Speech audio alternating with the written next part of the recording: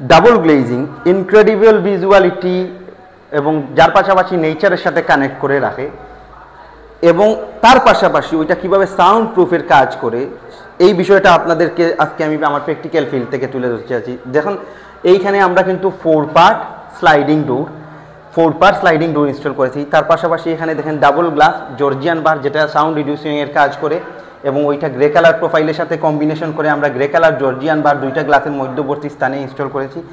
আপনারা দেখুন, আমি যে বারবার বলি আমরা নেচারের সাথে কিভাবে কানেক্ট করে রাখার চেষ্টা করি। এটা হচ্ছে গিয়ে রুমের ভিতরের অংশ, এবং ভিতরের অংশটাকে ডাবল ক্লিয়ার গ্লাসের মাধ্যমে বাইরের ভিজুয়ালিটিটা কীরকম ওইটা একটু লক্ষ্য করুন।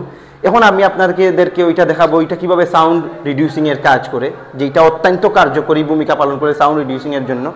দেখেন এই যে সামনে যে রাস্তাটা হচ্ছে গিয়ে, এটা হচ্ছে গিয়ে মেইন রাস্তা। এই দেখেন এখান থেকে কি পরিমাণ সাউন্ড, এই গাড়ি ঘোড়ার মাধ্যমে কি পরিমাণ সাউন্ড এখানে জেনারেট হচ্ছে।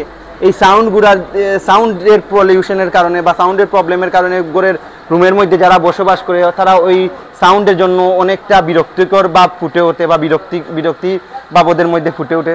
সো এইটা আমি সাউন্ড রিডিউসিংয়ের মাধ্যমে, এই ডাবল গ্লাস ইনস্টল করার মাধ্যমে, ইনক্রেডিবল ভিউ নিয়ে আসার মাধ্যমে ওনাদের সাউন্ড রিডিউসিংয়ের মাধ্যমে ওনাদের প্রবলেমটা সলভ করে দিলাম।